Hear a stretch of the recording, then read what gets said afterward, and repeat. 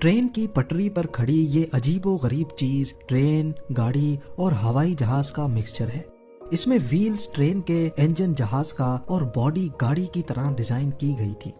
اس کو ولیرین ایوانووچ نامی اس شخص نے انوینٹ کیا تھا جو سوویت یونین کے آفیشلز کے لیے ڈرائیونگ کا کام کرتا تھا۔ اب یہ تو ہم سب کو معلوم ہے کہ رشیا اس وقت سوویت یونین ہوا کرتا تھا اور یہ بہت ہی بڑا ملک ہے۔ اس کے ایک کونے سے دوسرے کونے تک پہنچنے کے لیے آفیسرز کو کئی ہفتے لگ جاتے تھے۔ اس مشکل کو آسان کرنے کے لیے ولیرین جو اس وقت 25 سال کا تھا، اس نے ایک نئی انوینشن کرنے کا ارادہ کیا۔ اس نے یہ گاڑی نما جہاز ڈیزائن کیا جو چلے گا تو ریل کی پٹری پر، لیکن اس میں ایک جہاز کا انجن فٹ کیا گیا تھا۔ اس کے پیچھے ایک پروپیلر بھی لگایا گیا تاکہ اس کی اسپیڈ فوراً ہی بڑھائی جا سکے۔ 140 کلومیٹرز پر آور کی اسپیڈ سے ٹریول کرنے والی اس انوینشن کو ایرو ویگن کا نام دیا گیا۔ یاد رہے کہ یہ بات 1921 کی ہے اور اس دور میں اتنی اسپیڈ اچیو کرنا واقعی ایک ایکسٹرا آرڈنری بات تھی۔ ایرو ویگن وقت کی اتنی ضرورت تھی کہ اس کے ڈیزائن کے دوران ہی یہ پورے سوویت یونین میں وائرل ہو گئی اور سب لوگ بڑی شدت سے اس کا انتظار کرنے لگے۔ 24 جولائی 1921 کو اس کا پہلا ٹیسٹ رن ہوا۔ ماسکو سے قریب 200 کلومیٹر دور ایک شہر تک ایرو ویگن میں سفر کیا گیا، جس میں ولیرین جو کہ اس کا انوینٹر تھا اور ساتھ میں چند آفیشلز بھی سوار تھے۔ جاتے وقت تو ان کا سفر بہت خوشگوار گزرا، لیکن واپسی پر ایرو ویگن پٹری سے اتر گئی اور بھیانک ایکسیڈنٹ کا شکار ہو گئی۔ تمام سوویت آفیشل سمیت ولیرین بھی اس حادثے میں مارا گیا۔ ناظرین، سوویت انوینٹر ولیرین کوئی پہلا شخص نہیں تھا جس کو اپنی ہی انوینشن نے موت کے گھاٹ اتار دیا ہو۔ ہسٹری میں ایسی بے شمار کہانیاں موجود ہیں۔ آئیے ایسی 4 انوینشنز کے بارے میں جانتے ہیں۔ جب یہ اپنی انیشیل فیز میں تھیں تو انہوں نے اپنے ہی انوینٹر کی جان لے لی تھی۔ Number 4، light house. انگلینڈ کے شہر پلیمتھ کے ساحل کے قریب سمندر میں ایک ایسا ایریا ہے جہاں 12 میل تک پتھر نکلے ہوئے ہیں۔ 17ویں سینچری کے دور میں ہنری ونسٹینلی نامی ایک انجینئر یہاں سے اپنی 5 شپس لے کر جا رہے تھے۔ رات کے اندھیرے میں ان کو یہ پتھر دکھائی نہیں دیے، جس کی وجہ سے ان کی 2 شپس ان پتھروں میں پھنس گئیں اور ٹوٹ کر تباہ ہو گئی۔ ان کو یہ اسپاٹ شپنگ انڈسٹری کے لیے بہت خطرناک لگا۔ اب کیونکہ وہ خود ایک انجینئر تھے تو انہوں نے اس مسئلے کا سولوشن نکالنا چاہا۔ ہنری نے 1696 میں ایک لائٹ ہاؤس ڈیزائن کیا جو دور سے ہی شپ کیپٹنز کو ان پتھروں سے دور رکھنے کا اشارہ دے گا۔ ان کا ڈیزائن اپروو ہو گیا اور انہوں نے لکڑی اور گرینائٹ سے لائٹ ہاؤس کی کنسٹرکشن اسٹارٹ کر دی۔ یہ 115 فیٹ لمبا لائٹ ہاؤس تھا جس کی ٹاپ پر 60 کینڈلز لگا کر ایک روشن کمرہ بنایا گیا۔ اگلے 7 سالوں تک یہ لائٹ ہاؤس شپس کو ان پتھروں سے بچاتا رہا، لیکن پھر ایک دن جب ہنری لائٹ ہاؤس میں ہی موجود تھا، ایک طوفان آ گیا۔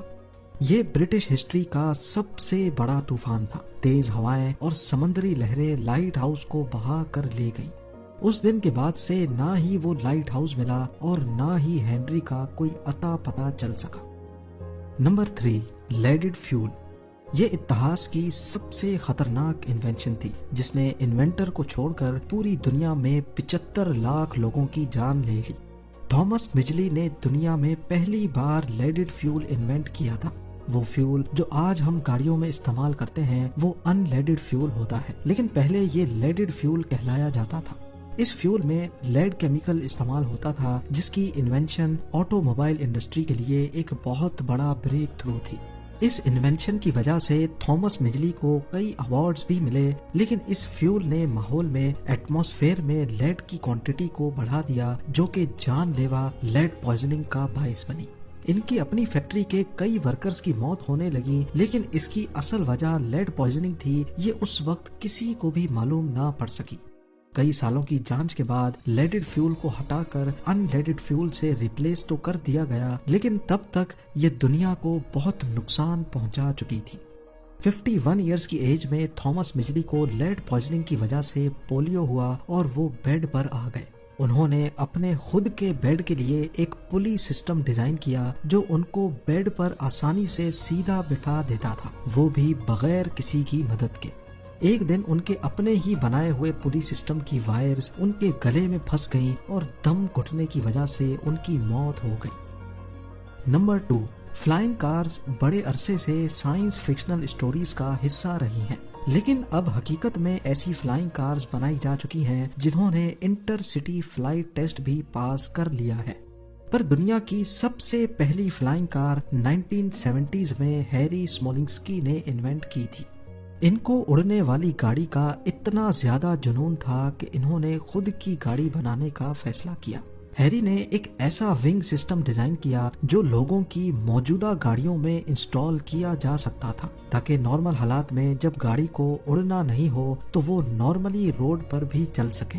اس کے لیے ہیری نے ایک پروٹوٹائپ بنایا جس میں سیسنا ایئر کرافٹ اور فورڈ پنٹو کے پارٹس استعمال کیے گئے۔ اس پروٹوٹائپ کو فورڈ سیسنا کہا جاتا تھا۔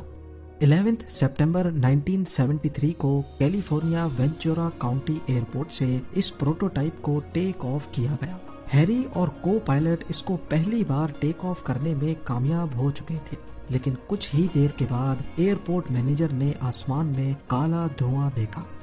معلوم پڑا کہ فلائنگ کار کریش ہو گئی ہے، جس کی وجہ سے پورے شہر کے اوپر کالے دھوئیں کے بادل منڈلا رہے ہیں۔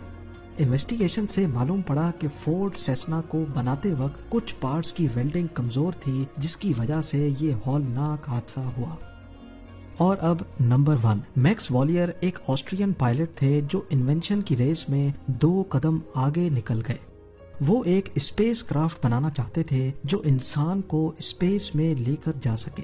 ان کو اچھی طرح معلوم تھا کہ اسپیس میں جانے کے لیے بہت زیادہ اسپیڈ کی ضرورت ہوتی ہے، جبکہ اس وقت کے جہازوں کی اتنی اسپیڈ نہیں ہوتی تھی۔ لہذا میکس نے پہلے ایک راکٹ بنایا جس کو گاڑی پر انسٹال کیا گیا۔ اس راکٹ کی مدد سے یہ گاڑی 232 کلومیٹر پر آور کی اسپیڈ سے چلنے میں کامیاب ہو گئی، لیکن یہ اسپیڈ اسپیس میں جانے کے لیے بہت کم تھی۔ میکس نے راکٹ فیول کو چینج کر کے زیادہ تیزی سے جلنے والا فیول بنانے کا فیصلہ کیا۔ 18 مئی 1930 کو وہ اس نئے فیول کو بنانے کا ایکسپیریمنٹ ہی کر رہے تھے کہ کچھ گڑبڑ ہوئی اور ایک راکٹ بری طرح سے پھٹ گیا۔ اسپیس کرافٹ کی انوینشن میں یہ پہلا حادثہ اور پہلی موت تھی۔ میکس والیئر اگر آج زندہ ہوتے تو شاید دیکھ پاتے کہ جس چیز کو وہ انوینٹ کرنا چاہ رہے تھے وہ اب کتنی ایڈوانسڈ ہو چکی ہے۔